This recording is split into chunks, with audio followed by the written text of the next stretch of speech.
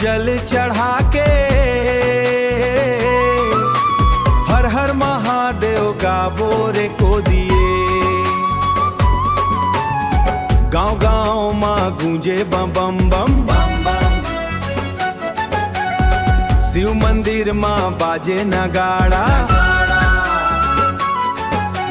मन के मुराद लेके बाबा आए हन तोर द्वारा।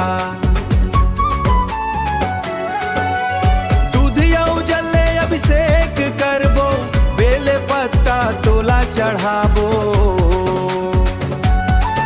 ओम नमः शिवाय जपते जपैते भोले तोर दर्शन पाबो।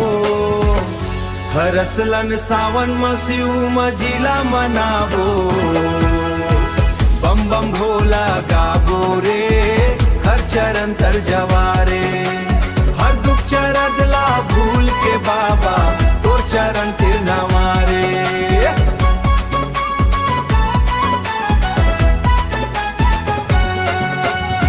गाँव गाँव माँ गूंजे बम बम बम बम बम। शिव मंदिर माँ बाजे नगाड़ा, मन के मुराद लेके बाबा आए हन तोर द्वारा।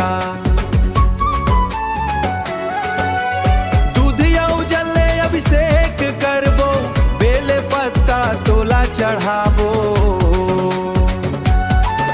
ओम नमः शिवाय जपते जपैते भोले तोर दर्शन पाबो। हरसलन सावन में शिव मजिला मनाबो। बम बम भोला गाबो रे, हर चरण तर जवारे। हर दुख चरदला भूल के बाबा तो चरण तिर